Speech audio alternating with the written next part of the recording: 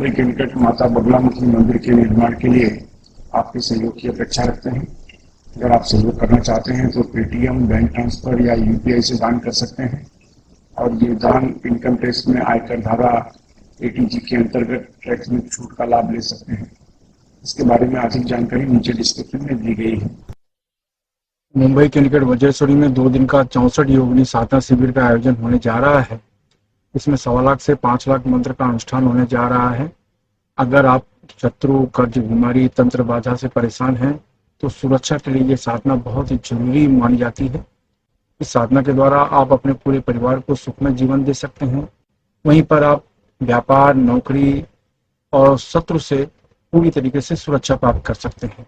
अगर आप इस रोमांचक साधना को सीखना चाहते हैं तो नीचे डिस्क्रिप्शन में लिंक दिया है, वहां से फॉर्म भर सकते हैं।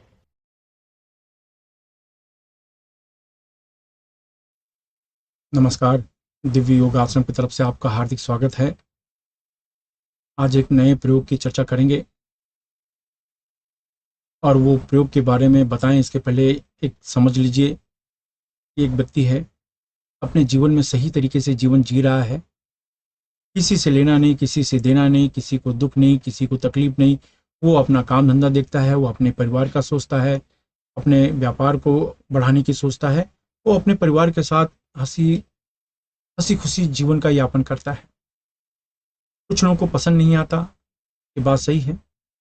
कुछ लोग ऐसे समय लोग तकलीफ देने की कोशिश करते हैं, एक प्रकार के किसी भी स्वरूप में तकलीफ देने की कोशिश करते हैं, आपके कार्य में बाधा पैदा करके, आपके बिजनेस को नुकसान पहुंचा के, आपके परिवार को क्षति पहुंचा के, आपको आर्थिक नुकसान पहुंचा के, या किसी भी रूप में, या नज़र के रूप में, या ब्लैक मैजिक के रूप में, किसी भी रूप में वो नुकसान पहुंचाने की कोशिश करते हैं, क्योंकि आपकी अच्छाई उन्हें देखी नहीं जाती।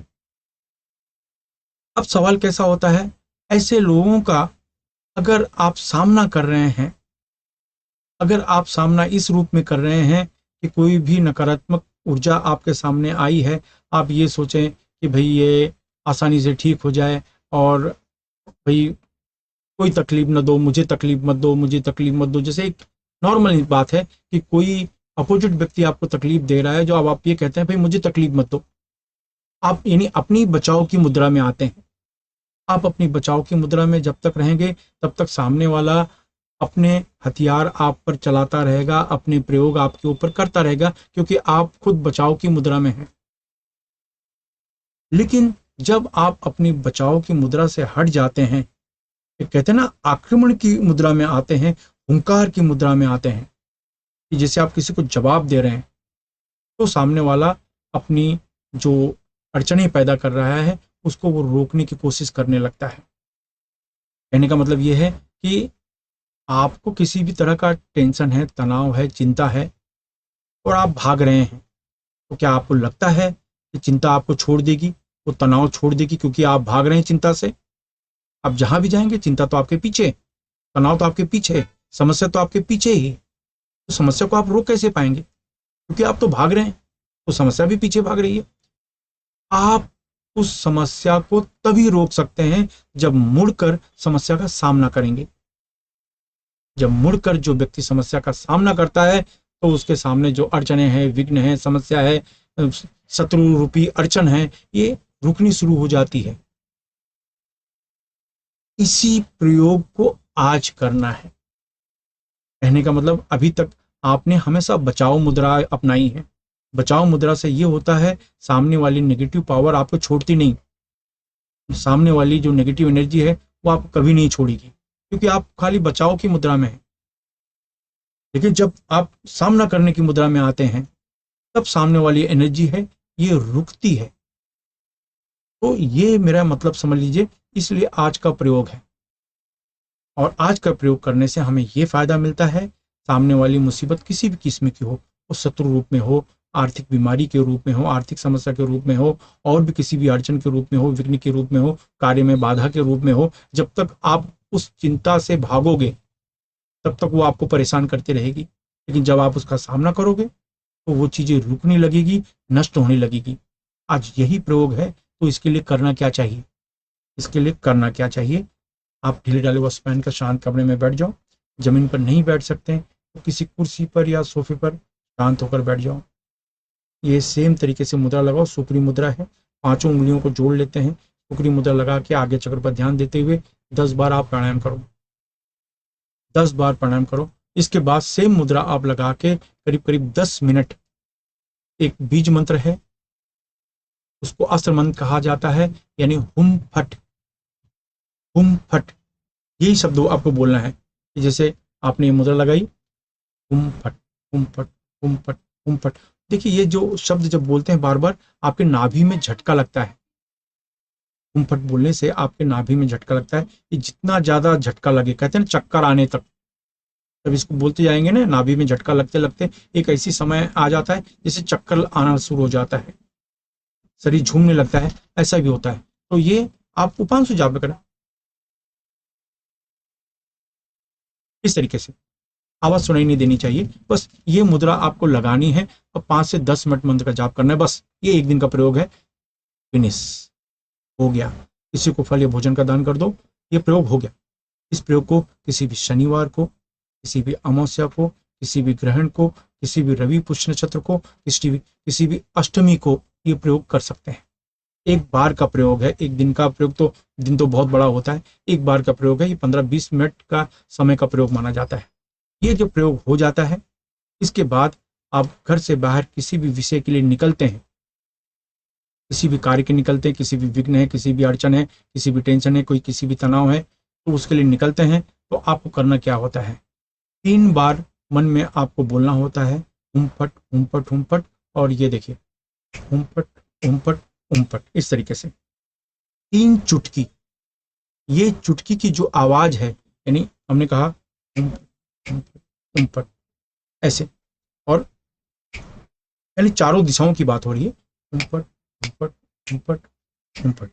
ये जब ऐसे बोलते हैं, चारों दिशाओं से सुरक्षा होती है, क्योंकि ये जो चुटकी की जो आवाज है, ये जहां तक जाती है वो एरिया आपका सिक्योर होता है। ये चीज रूटीन लाइफ में आपको काम आएगा। ये जब कोई साधना आप करने बैठते हैं, किसी भी तरह की साधना करने बैठते हैं, तो ये प्रयोग पहले कर लेना चाहिए साधना के पहले। ये करने से ये फायदा मिलता है कि आपका सराउंडिंग जो एरिया है वो सिक्योर हो जाता है, वहां पर नकारात्मक ऊर्जा नहीं आती। ये बीज मंत्र बोलकर जब आप उमपट उमपट उमपट ये ऐसे बोलते हैं, तो सराउंडिंग जो एरिया है वो सिक्योर हो जाता है, ये आवाज जहां तक जाती है। और ये प्रयोग जो आप करते हैं, तो कोई भी कार्य के लिए, विशेष कार्य, टेंशन वाला कार्य, तनाव वाला कार्य, कोई भी इस तरह के विषय के लिए आप घर से बाहर निकलते हैं, तो घर में ये 4 बार प्रोसेस करके बस निकलिए। ये चुटकी देखने में अजीब लगेगा, आपको पता नहीं, जब साधना होती है तो जो चुटकी का महत्व है साधक आपको बताएगा, क्योंकि न्यास करन्यास जब करते हैं तो चुटकी लगाई जाती है। ये अगर नहीं करेंगे तो एक सामान्य इंसान तो ये चुटकी बोल के हंसेगा, क्या है चुटकी बजाने से क्या होता है, नहीं, कुछ प्रयोग करने पर चुटकी का महत्व बहुत पावरफुल है। तो ये चुटकी है, ये आपके जिंदगी में परिवर्तन लाने की क्षमता रखती है, लेकिन इसकी अपनी एक पद्धति है। मैं फिर से रिपीट कर रहा हूँ, 10 बार आप प्राणायाम करें, 10 बार प्राणायाम करने के बाद आप सेम तरीके की मुद्रा लगाएं और 10 मिनट के लिए आवाज नहीं आनी चाहिए, 10 मिनट बोलना है। इसके बाद फल या भोजन का दान कर दो। किसी भी ग्रहण, किसी भी अमावस्या, किसी भी अष्टमी, किसी भी शनिवार से शुरू कर सकते हो प्रयोग। ज्यादा से ज्यादा 15-20 मिनट का ये प्रयोग है। ये करने के बाद कोई भी खास कार्य, अड़चन वाले कार्य, चिंता वाले कार्य, जिसमें बहुत डिस्प्यूट है, कुछ विवाद है, ऐसे विषय पर जब आप घर से बाहर निकलते हो तो चारों दिशाओं को सिक्योर करके निकलो। और आप अपने घर में पूजा कर रहे हैं, उपवास कर रहे हैं, साधना कर रहे हैं, व्रत कर रहे हैं, कुछ कर रहे हैं, तो करने के पहले ये करो। बहुत से लोग कहते हैं मैं इतने दिन से साधना कर रही हूँ, इतने दिन से पूजा कर रही हूँ, इतने दिन से उपवास कर रही हूँ, कर रहा हूँ, मुझे उतना लाभ नहीं मिलता। बहुत सी ऐसी चीजें हैं जो विघ्न आते हैं। तो आप जब ये प्रयोग करते हैं, तो ये प्रयोग से क्या होता है, नकारात्मक ऊर्जा दूर होती है। हुम जो है हुंकार मंत्र कहा जाता है, यानी फेस करने की क्षमता। अभी तक आप समस्या से भाग रहे थे, तो ये जो मंत्र है ये पलट के फेस करने की पावर को दिखाता है कि आप भाग नहीं रहे हो, आप उसका सामना कर रहे हो, उस मुसीबत का जो आपके सामने आई है।